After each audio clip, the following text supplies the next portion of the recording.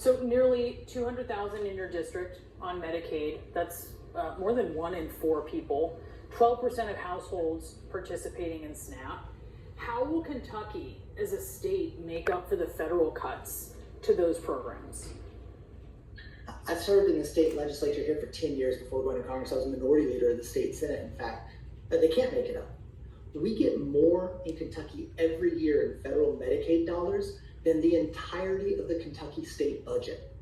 Think about that. There's no way in the Kentucky state budget to make up that loss. That's why I tell them it's going to hurt everybody, whether the hospital nearest to you closes, whether your health insurance rates go up because people are kicked off their Medicaid here. And guess what? When people are kicked off their Medicaid, they're still going to get sick. They're still going to get injured. They're still going to need medical care. And under current law, anyone who goes to an emergency room with emergency care does get treated. That is the law in this country. That's going to impact every single one of us. You clearly outline the people and the things that are projected to be losers under this bill, but you're also aware of what a political communicator President Trump is. And do you think that he may be able still to sell this to the American people and convince them that this is something that they should be happy with? What he sold to the American people is that he wouldn't touch Medicaid. That was his campaign promise. Now he is giving the largest Medicaid cut in American history. It is going to take health insurance away from kids in my district. 46% of Kentucky's kids are on Medicaid. That's what he communicated, and guess what? That's where we're going to go on offense. Not for partisan reasons, but for accountability. And I think every single Republican who voted for this bill, we are going to be on offense, recruiting, training, mobilizing, organizing, holding town halls in the districts where they refuse to hold town halls. Remember, Republicans were refusing to hold town halls on this before the bill actually passed. You know, there's no way they're going to do it now and have to answer for what they did in this bill. We're going to do that as we head towards 2026. So you are the recruitment co-chair for the DCCC, the campaign arm of House Democrats this cycle. Are you looking for candidates who fit more of the mold that we've seen in some of these gubernatorial primaries in Virginia and New Jersey, more the moderate national security field Democrats, or are you looking for someone more like AOC-backed Zohran Mamdani, someone who maybe a democratic socialist or leans towards those kind of policies, who really inspires the base? You know, it's funny you say that. I was recruiting candidates when I was in the state Senate in Kentucky that we just talked about. In recruiting candidates, you can try to get people to run, try to encourage people to run. The reality is you can't make anybody run, you can't keep anybody from running. What I want to see in someone who's running for Congress right now is someone who has the passion to actually hold these Republicans accountable for what they just did. Taking health care away from kids and seniors, taking food away from veterans and families, giving the largest tax break to the billionaire class in American history. Congressman, let me challenge you on that, because that's not all you do when you're looking to recruit, and we've seen this in the cycle and cycle after cycle. There's sort of an idea. If you are looking to challenge someone in a purple district, you have an idea of what you want, right? So speak to that a little bit, because it isn't just about someone who can message on against this bill. What are you looking for? Yeah, so what I look for, the first thing I look for, I tell people, everybody that I talk about this, first thing I look for is what I call the 1-2. I look at somebody who wants to do this, who wants to go to the fish fries and the picnics in the summer months when it's hot, who wants to do the things they have to do to get in office, and then once they get the job, who wants to be here, who wants to fight every day to make America a better place. We're looking for people who represent their communities, right? And that can look different across the country. We want people who have that. Sometimes, you have candidates with a certain background that matches the district. Maybe you're in a really high military area and you look for those types of things. So, there isn't, I think that's what I push back against you, is that there's one prototype of a candidate for 435 districts, quite literally in every single corner of this country. Oh yeah, and I certainly would not expect that, for sure. Congressman Morgan McGarvey, we appreciate you being with us. Thank you. To stay in the country, but only if farmers vouch for them. Stay with CNN. Rescues and vouch for them. Stay with CNN.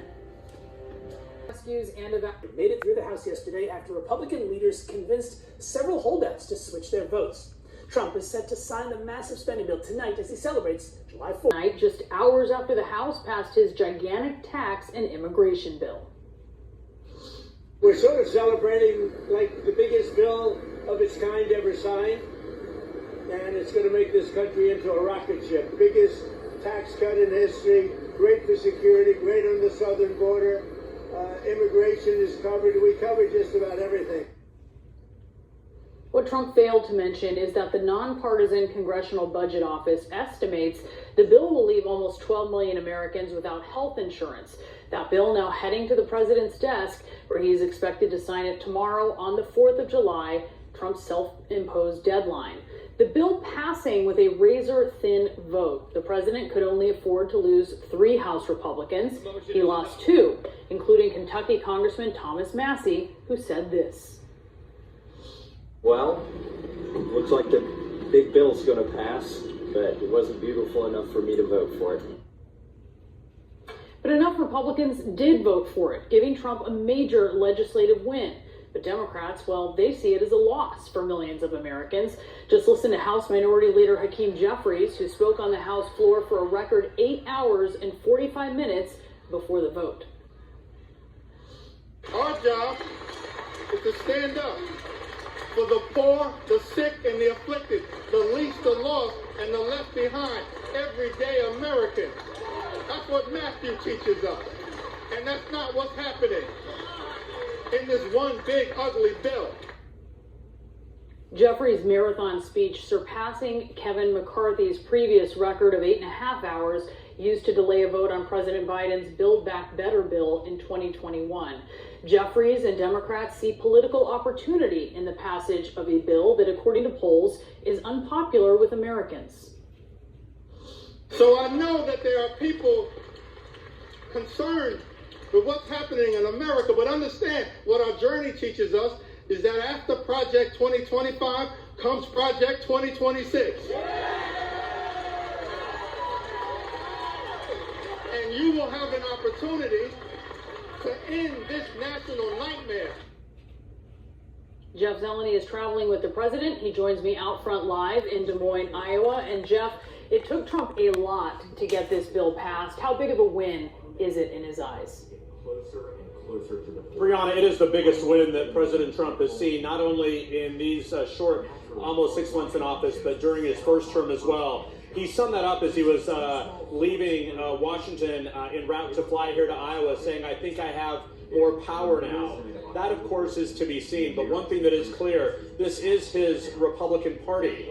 Democrats believe so, too. That's why now the passage of the bill in the House of Representatives really rang the opening bell for the 2026 midterm election. So there is no question this is a major achievement for President Trump. The Democrats also see it as an opportunity, at least politically speaking, for them.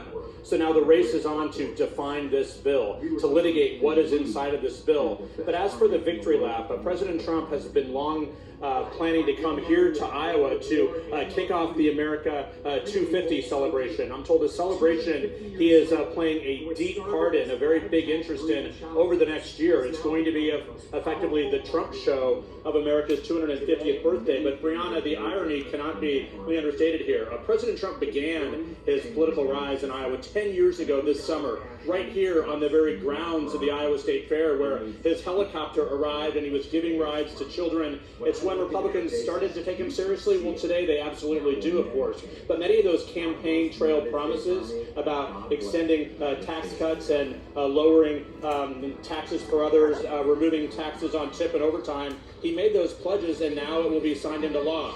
However, it's the Medicaid cuts, it's the social safety net programs that effectively have been will be receive a shortfall because of the need to pay for other parts of this bill that will be also a key part of his legacy. But tonight, at least, the president, we're told, is going to be talking about the virtues of this bill. And Brianna, he's scheduled to sign it tomorrow night at the White House in an Independence Day ceremony with a flyover, I'm told.